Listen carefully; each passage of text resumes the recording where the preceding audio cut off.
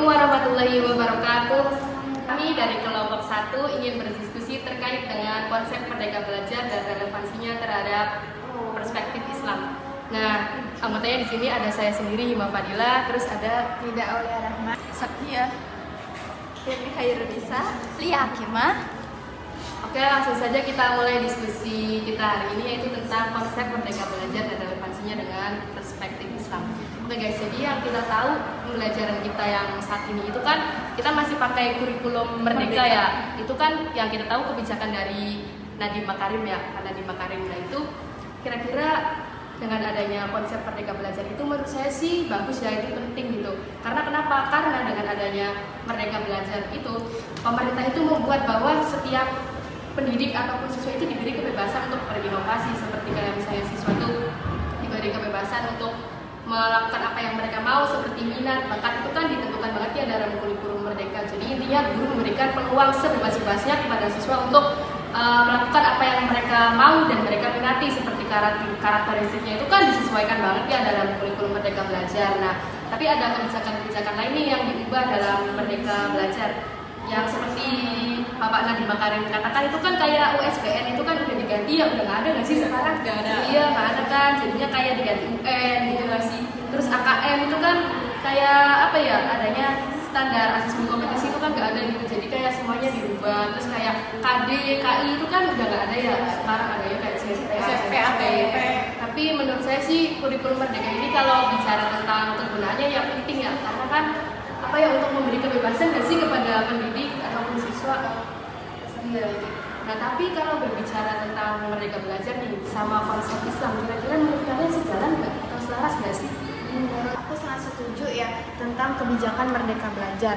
Jadi menurutku konsep ini sangat sejalan dengan perspektif Islam gitu. Khususnya dalam hal kewajiban menuntut ilmu.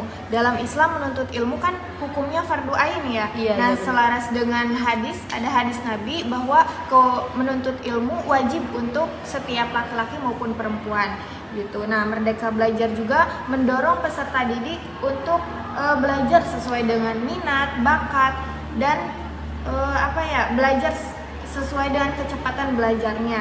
Jadi dua-duanya ini sama-sama menekankan pentingnya proses belajar yang bermakna dan juga menyeluruh, baik aspek kognitif, afektif maupun spiritualnya. Nah, selain itu juga yang membuat aku makin setuju nih bahwa Merdeka Belajar itu selaras dengan prinsip lifelong learning. Nah, ini atau pelajaran sepanjang hayat gitu. Nah, Islam juga sudah menekankan ini sejak lama melalui prinsip utlubil ilmi minal mahdi ilal lahdi. Jadi carilah ilmu sejak dalam buayan sampai liang lahat.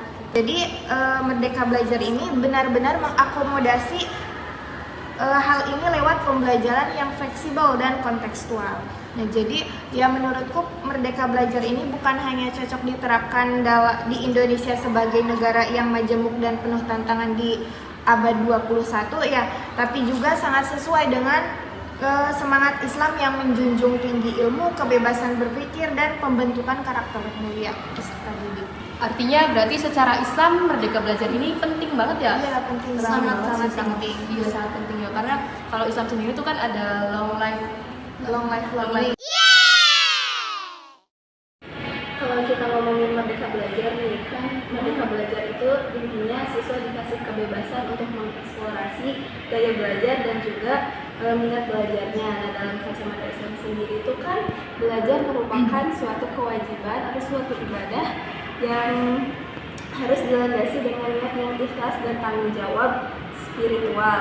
Nah, kira-kira kedua hal ini bisa disatukan nggak sih, dan bisa nggak kebebasan dalam belajar itu tetap selaras atau tetap sesuai dengan nilai-nilai dalam Islam?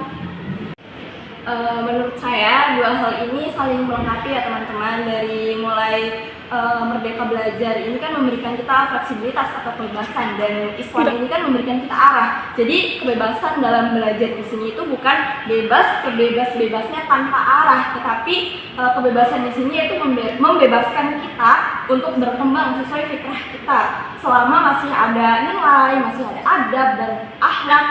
Kemudian tentunya niat yang benar teman-teman.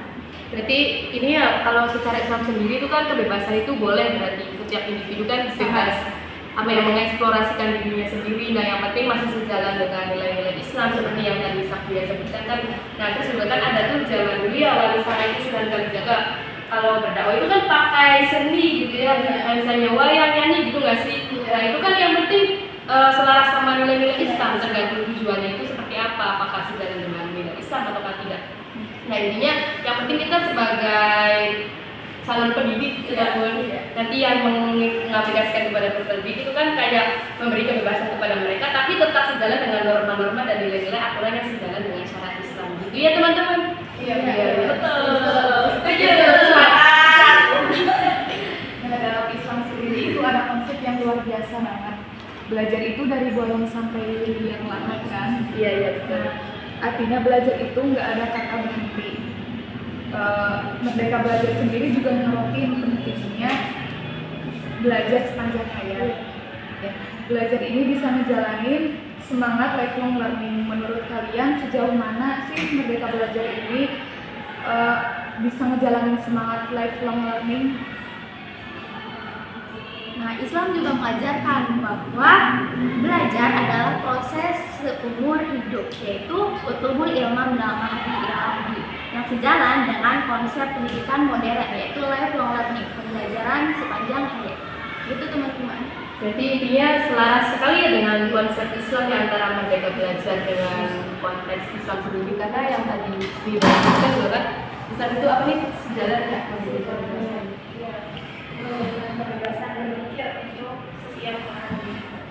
Terus kan dalam Islam juga utlubul ilma minal mahdi ila lahdi, carilah ilmu sejak kemarin sampai lihat. Artinya kan bahwa berilmu itu kan kita tahu ya kalau belajar itu kan hukumnya wajib. Terus juga di Islam itu kan ada memberi kebebasan itu kan boleh banget gitu teman-teman. Nanti hal ini kita pahami dari diskusi ini tuh bahwasanya Merdeka Belajar ini penting gitu dan nggak ada salahnya sih karena kan nggak bertentangan dengan nilai Islam gitu. Nah dengan adanya kurikulum merdeka ini itu kan dulu itu memberi kebebasan kepada peserta didik seluas-luasnya untuk mengeksplorasi apa yang mereka mau, seperti kayak tadi minat belajarnya ya, terus gaya belajarnya itu kan karena masing-masing siswa itu kan yang kita tahu berbeda ya antara satu orang sama lainnya, kita aja beda nggak sih teman-teman? Iya sangat beda ya. Jadi dengan adanya kurikulum merdeka menurut kalian penting nggak sih kira-kira? Iya penting sangat ya. Kan bisa juga melatih ke kecerdasan kognitif dan spiritualnya peserta didik. Iya benar kan masih ada selaras yang muda Islamnya yang spiritual gitu. Nah ngomong-ngomong soal kurikulum merdeka nih, kita kan setiap ganti pemerintahan itu kan kurikulum tuh berubah ya. Kalau yang tadi aja itu kan kurtilas nih, terus sekarang kita pakainya kurikulum merdeka, terus kebijakan sekarang katanya mau ada kurikulum baru lagi. Nah menurut kalian kira-kira nih kurikulum merdeka belajar ini tuh cuma karena ada isu tertentu atau yang namanya aja sih atau sebenarnya ini karena kebijakan pemerintah doang gitu? Menurut kalian gimana? Sepertinya itu hanya diulang-ulang saja. Iya sih setuju sih, hanya namanya aja nggak sih yang berubah pikiran mereka. Isinya mirip-mirip dengan kurikulum sebelumnya. Iya benar, isinya mah tetap, iya masih sama sebenarnya isinya mah. Cuman mungkin yang berbeda itu kayak isi penerapannya yang kayak yang tadi tuh, kayak misalnya apa tadi yang ujian itu kan UMBK itu kan nggak ada ya, sekarang ini ujian nasional. Sepertinya itu hanya diulang-ulang saja. Iya sih setuju sih, hanya namanya aja nggak sih yang berubah pikiran mereka. Isinya mirip-mirip dengan kurikulum sebelumnya. Iya benar, isinya mah tetap, iya masih sama sebenarnya isinya mah. Cuman mungkin yang berbeda itu kayak isi penerapannya yang kayak yang tadi tuh, kayak misalnya apa tadi yang ujian itu kan UMBK itu kan nggak ada ya, sekarang ini ujian nasional. Terus kayak yang KI, KD itu kan benar-benar kayak jadi mungkin itu hanya kebijakan pemerintah aja sih, isinya mah masih tetap sama sih seperti itu. Berarti yang kita tahu hari ini penting banget ya sih kurikulum Merdeka Belajar ini. Nah semoga sih ya kedepannya kalau misalkan ganti kurikulum lagi ya yang penting selaras dengan tujuan pendidikan dan tentunya nggak membebankan ya kita setuju lebih baik itu dan nggak membebankan guru ataupun peserta didik. Itu sih ya. Oke, bagus banget diskusi kali ini.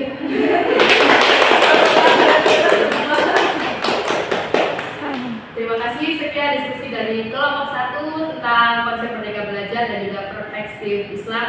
Kurang dan kurangnya kami mohon maaf. Wassalamualaikum warahmatullahi wabarakatuh.